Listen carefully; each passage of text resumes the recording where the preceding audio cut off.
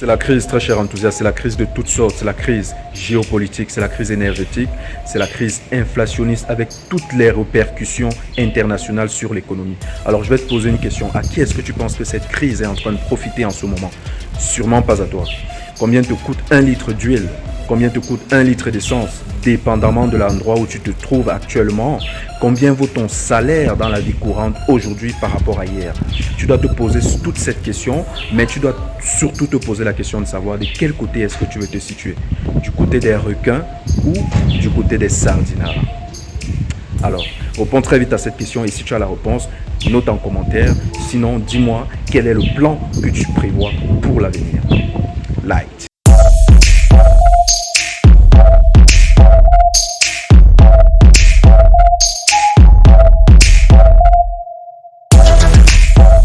Bonjour à toi très cher enthousiaste, je m'appelle Nathanaël Wandi et c'est un plaisir de te retrouver une nouvelle fois pour cette vidéo. Alors je suis entrepreneur, trader et investisseur sur le marché des crypto-monnaies et parlant de marché des crypto-monnaies, c'est un univers dans lequel nous naviguons, un univers de profit. Alors si tu n'as pas encore embarqué dans la navette, je t'invite à t'abonner et activer la cloche de notification pour ne rien manquer des vidéos à venir. Et justement pour la vidéo d'aujourd'hui, en entendant de propos, j'ai fait allusion à la crise et ce que je voudrais te faire comprendre, c'est que durant les moments de crise, les plus rusés ou les requins se positionnent afin de pouvoir profiter des mouvements de profitabilité qui vont forcément arriver.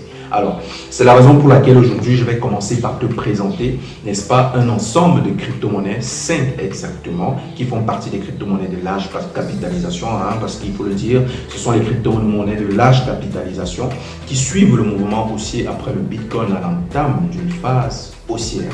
Alors attention, il ne s'agira pas d'un conseil en investissement, je ne suis qu'un individu à bord de son humble navette Twilight qui te présente justement des opportunités comme ça, qui te permettrait également de pouvoir bâtir ta stratégie ou ton plan d'avenir.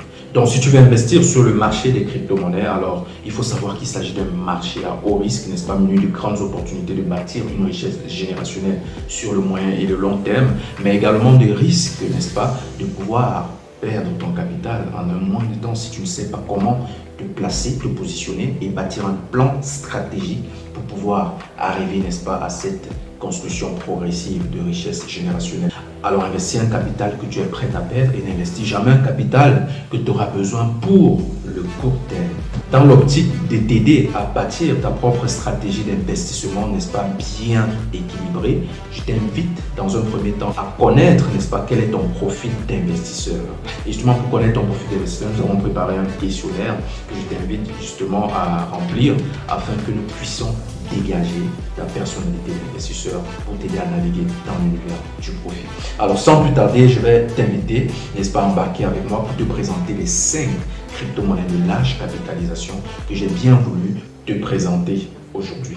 Let's go. Bienvenue à bord de la navette Twilight Crypto, très cher enthousiaste. Si tu t'es pas abonné, abonne-toi déjà et active la cloche de notification parce que on va déjà très vite. Aujourd'hui, par exemple, je viens te présenter 5 nouvelles pépites de crypto-monnaies sur lesquelles je m'apprête à investir pour certains et pour d'autres sur lesquelles j'ai déjà commencé à investir. Alors, pour commencer, on va parler de l'Ethereum avec sa capitalisation boursière en 2e position, n'est-ce pas, après le Bitcoin. Pas seulement pour ça, mais ce qu'il faut savoir en allant sur la plateforme Dappradar, c'est que la blockchain d'Ethereum est la blockchain sur laquelle un grand nombre, n'est-ce pas, d'applications décentralisées se développent.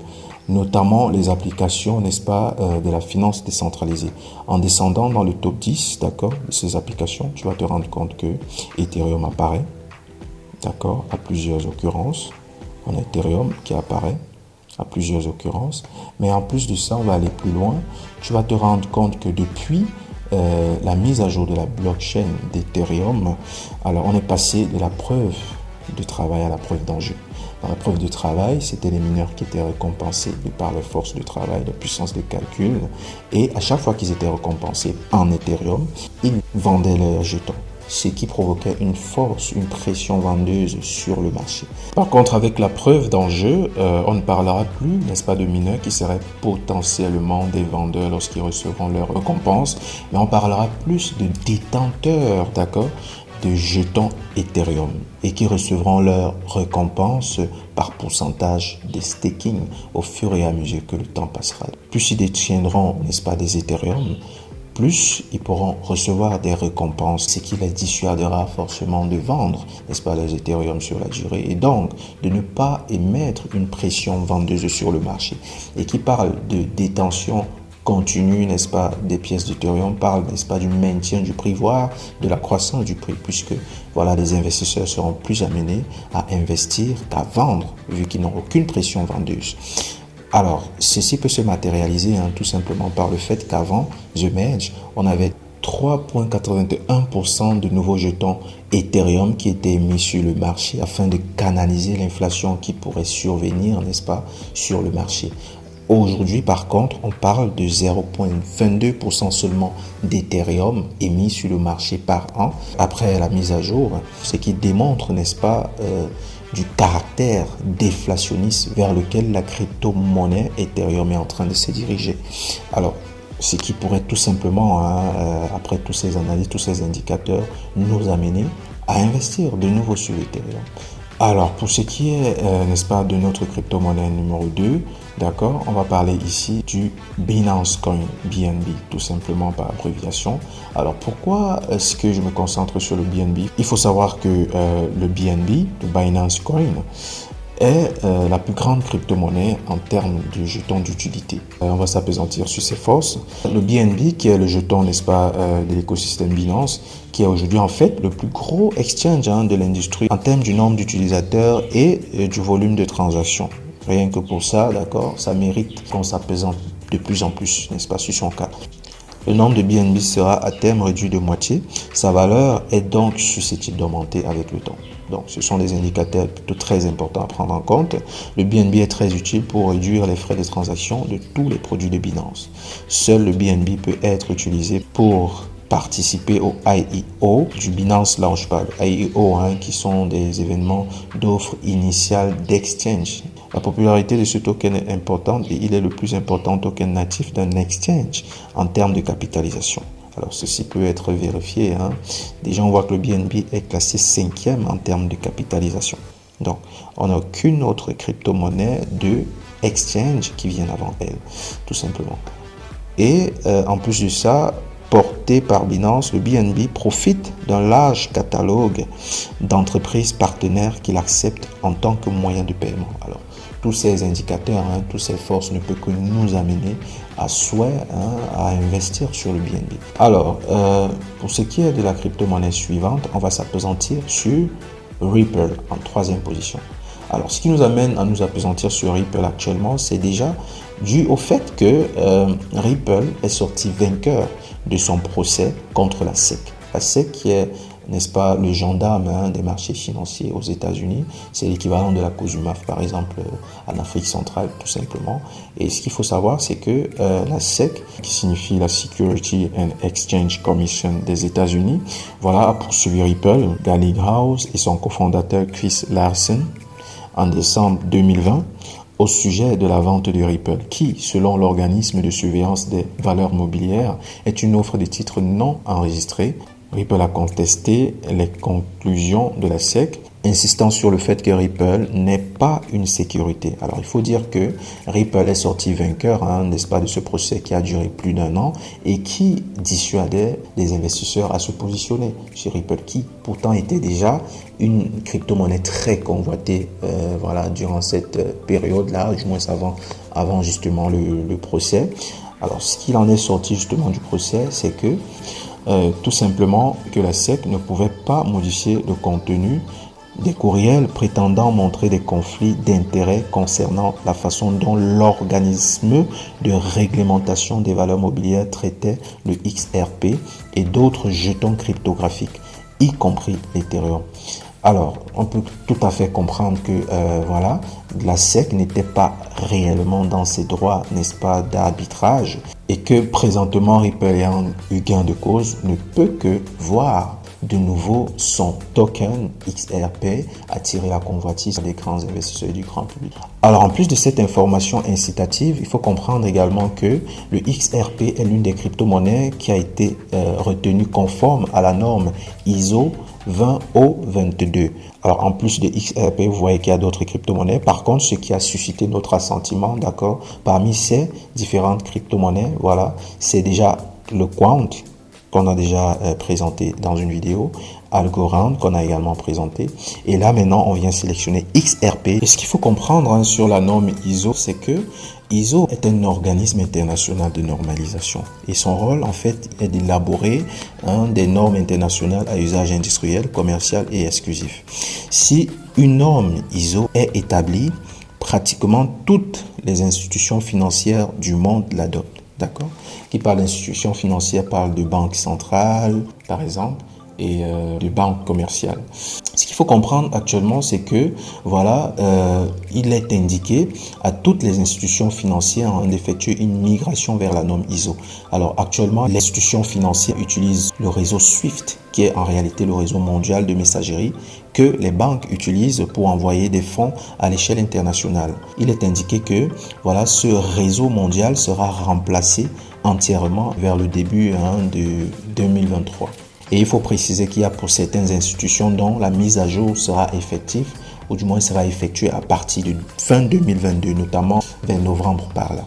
Et ce qui est intéressant à savoir justement pour les crypto-monnaies, c'est que cette norme, cette mise à jour, n'est-ce pas, du réseau de messagerie ne vient pas sans prendre en compte les évolutions technologiques, sans prendre en compte l'avenir. Et parlant d'avenir ici, j'ai nommé les crypto-monnaies. Et parlant de crypto-monnaies, justement, il faut retenir, comme je l'ai dit précédemment, qu'il y a 7 qui ont été retenus conformes par la norme ISO. C'est la raison pour laquelle voilà, j'ai décidé de me concentrer aussi sur le XRP, en plus, n'est-ce pas, du Quant et de l'Algorand que j'avais déjà eu à sélectionner parmi mes pépites. Alors, nous allons aller à la 4e crypto-monnaie, qui est en réalité la crypto-monnaie Polygon, ou aujourd'hui nommée Matic. En fait, Polygon, il faut savoir que c'est un protocole reliant plusieurs solutions de scalabilité pour la blockchain Ethereum. Voilà, hormis, n'est-ce pas, de son fort apport en soutien sur la blockchain d'Ethereum en termes de scalabilité, il faut noter que Polygon est un écosystème riche de projets.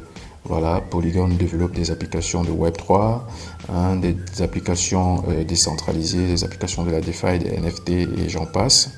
Alors, c'est un écosystème également qui a une utilité prouvée lors de l'escalade des frais de gaz sur Ethereum. Alors, la polyvalence également et la pluralité du projet qui propose une vaste infrastructure pour le développement du Web3 autour de l'Ethereum. Une excellente réputation également et un optimiste généralisé dans l'industrie et le marché. Alors, ceci étant, avec tous ces atouts, nous ne pouvons que, moi particulièrement, me concentrer davantage sur ce Polygon. J'ai commencé à acheter quelques pièces il y a plusieurs mois déjà.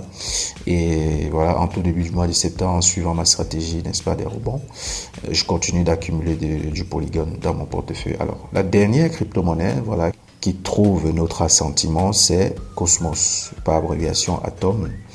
Et ce qu'il faut comprendre, c'est que c'est un projet qui se définit comme un écosystème de blockchain indépendante qui se veut être la fondation de la prochaine génération d'Internet. Ici, on parle du Web3, voilà, Web3, prochaine génération d'Internet.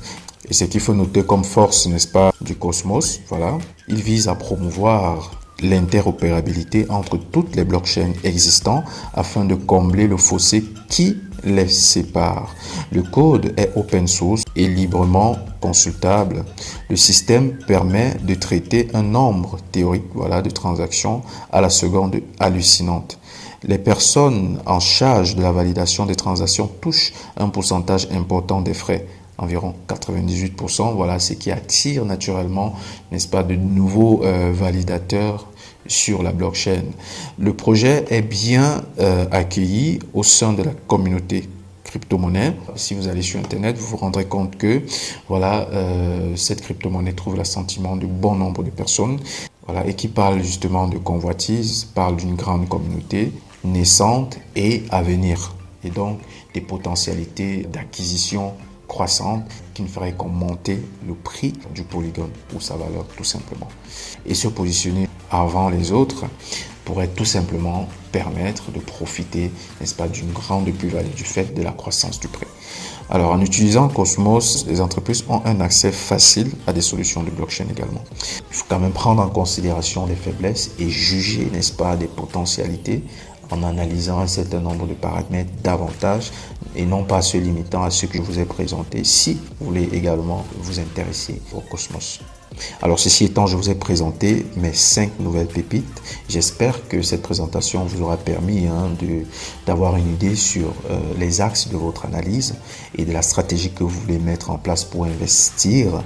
Alors ce que je voudrais déjà préciser, c'est que cette présentation sera suivie d'une analyse technique demain que je vais vous présenter sur la plateforme TradingView afin qu'on puisse voir si il est potentiellement le moment de pouvoir faire acquisition, n'est-ce pas, de ces crypto-monnaies pour le long terme. Et si tu n'arrives pas à pouvoir bâtir une stratégie jusqu'ici, je t'invite dans un premier temps à répondre au questionnaire que j'ai bien laissé en description de la vidéo afin que je puisse dégager ton profil d'investisseur de telle sorte que tu puisses naviguer, n'est-ce pas, sur le marché des crypto-monnaies de manière sereine en connaissant exactement ta tolérance au risque, mais aussi de savoir si tu peux être capable de suivre un investissement aussi risqué que représente celui des crypto-monnaies. Alors n'hésite pas justement à t'abonner et à activer la cloche de notification si ce n'est pas encore fait afin de pouvoir être informé de la nouvelle vidéo qui va arriver sur l'analyse technique, n'est-ce pas, de cette pépite, mais aussi plus tard sur l'analyse technique du Bitcoin afin d'assurer un suivi de notre stratégie secrète sur les rebonds. Et surtout, n'hésite pas de laisser un commentaire pour me dire ce que tu penses, n'est-ce pas, de ce qui s'est déjà présenté sur cette chaîne et dis-moi ce que tu aimerais que je présente pour les prochaines vidéos et retrouvons-nous pour la vidéo de l'analyse technique. Ciao!